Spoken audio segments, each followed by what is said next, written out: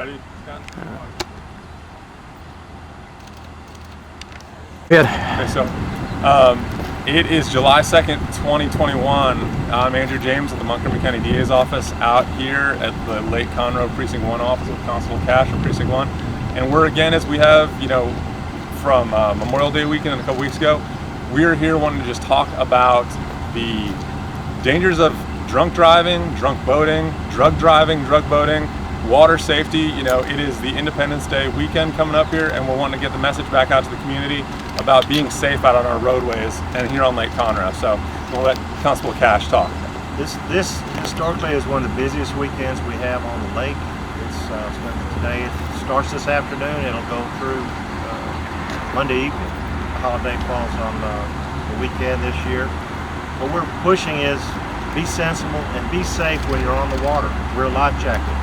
If you're going to drink on a boat, have a designated captain that's sober and understands how the boat operates. We're also doing safety checks at all our public marinas.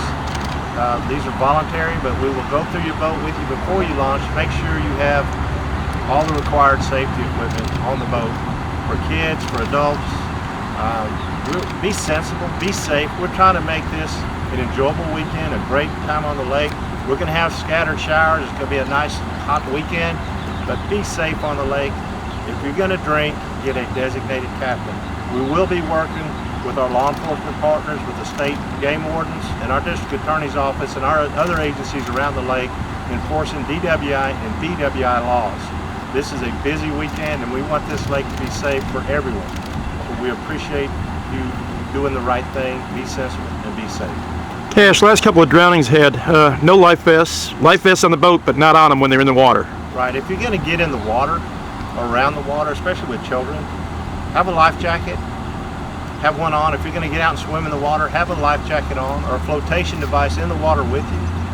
If the wind's blowing and you jump in the water, and the boat will drift faster than you can swim, and sadly that's what happens on a lot of these drownings.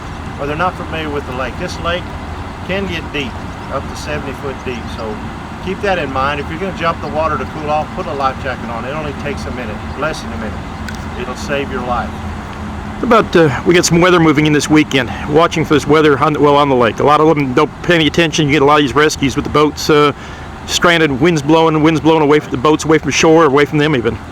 Well, the watercraft on the water, you have lightning issues. If you see bad weather, if you can't make it back to your point of departure, find a marina and tie up and get out of the boat. Let the weather blow through. Keep your eyes on it. If you have a phone, look up the weather forecast. Keep up with it all day because it changes. It's a beautiful day right now. We may have severe thunderstorms this afternoon. We're out here with the state game wardens and our fire departments, our other first responders, to respond to emergencies on the lake. But don't be that emergency. Be sensible. Look up the weather. Make sure you wear a life jacket. Constable Cash, are these safety checks mandatory or are they just recommended? On the water, yes. On shore, no. It's voluntary. We have a form that we give them. It explains the BWI, DWI laws for the lake. It also has a map of the lake and all the marinas. It's the ones that have fuel also. And it also, on the front, it shows what if they were in violation before they got on water, so they can fix a problem before they hit the water. What kind of dangers does being on the water add to being intoxicated or under the influence while on the water? It's the same as in a car, distracted driving, and not all is alcohol. They can be on an illegal substance or illegal substance and overtook too much of it. But distracted driving, most of the accidents we have involve an illegal substance. Not all, but most. Jessica, I can jump in on that too. The legal standard for intoxication for operating a watercraft is the same as for a motor vehicle. So if you don't have the normal use of your mental faculties because of whatever you've ingested, or you don't have the normal use of your physical faculties, or if you have an alcohol concentration of 0.08 or more, you are legally intoxicated and you are committing a crime by operating that watercraft. An additional factor that comes into play if we're dealing with some sort of crash on the waterway that you don't typically have on a roadway is all of this water and the ability that someone can drown. So it's another reason why people need to be safe and need to be responsible when they're operating a watercraft. We're going to be doing No Refusal all weekend. We're going to have multiple locations going, including folks here during the day on Saturday and Sunday and into the evening at the Precinct 1 office here on 105 in the dam, so that if folks are getting arrested or operating or driving drunk or driving drugged, officers can come right here off of 105 and we can help prepare a blood warrant if somebody refuses. And for impaired, intoxicated, drunk, and drugged boaters, we'll be right here. And if they refuse to consent to a specimen, we're going to seek a search warrant to take their blood. So, as Constable Cash has said, what we want folks to enjoy this weekend. It's Independence Day weekend. Have fun, enjoy it, but do so safely. Don't put yourself in danger. Don't put your family in danger. Don't put other people in danger. If you're going around here on the lake at night, you need to be conscious for other boats and all the ambient light that comes around too. You need to be going slow so that you can see everything, so you don't crash into the 1097 bridge and things like that. There's all these various factors that folks need to be aware of. And if you don't have your normal mental faculties or your normal physical faculties because of what you've been drinking or taking, you're just taking a risk that no one needs to take. We want folks to enjoy this weekend and celebrate this weekend. We don't want this weekend to become a tragedy for any family. Can y'all talk about how many people you're going to actually have as far as deputies and game wardens on the lake over the weekend? Well, in our office, everyone, including myself and the administration, all the way down from our mental health divisions, from our civil divisions, they all come out and help on the lake on these holiday weekends. It's a big issue we have. We want to make this lake safe. The Texas Parks and Wildlife, this is a lake that they come out and force. We don't know the exact numbers, but they'll be here in force like they are every other. And you're also going to have like MCHD. Yeah, we have the hospital district. We have EMTs on the boat. Okay. We also have EMTs in our department that respond also. The fire departments around the lake have been a tremendous asset for us with these boat crashes and drownings and other issues we have. We can't be on every square inch of the lake. It's a big lake, but we do patrol a lot and we do take calls. So if you see something bad happen on the lake, dial 911. What kind of rate do y'all have? How many BWIs do y'all see in an average weekend, and how do you expect that to increase over the holiday weekend? Historically, 4th of July is our biggest weekend for BWIs on the water. BWIs. There's a lot of celebration that goes on this holiday, but it varies. We've been pushing this program now for 5 years, and we've seen decreases on DWIs on occasion because we're finding more and more designated captains, which makes us feel like the message we're giving out is working. We are seeing more and more people in compliance with the laws on the lake, but there's always those that don't study the law or don't look it up and check to see what the rules are. They're out here on vacation, they're having a good time, they overindulge in alcohol or illegal substances, and then they get on the water, and unfortunately sometimes they run into us, but it's better to run into us than run into another boat. Cash, what about you got a lot of these juveniles lately, a couple incidents with juveniles on jet skis by themselves out running around, running into things, ignoring no-wake zones? Right, we address that. Our citations and traffic stops on the lake are going through the roof. It's been like this now since spring break during COVID. The lake has been busy year-round, but we do enforce that, and we get a lot of calls from property owners and other boaters on the lake when they see issues like you're talking about. So we do enforce it. We do write citations for it. It takes away from your good time if you get a ticket for violating a safety law on the lake. So keep that in mind. It's been a rainy season, and some days it's light rain. Could you kind of talk about some of the complications that may come with that and how boaters should be a little more mindful? When we have these thunderstorms, you can go from a flat lake like we have now to 2 and 3 foot waves systematically. I mean, it happens.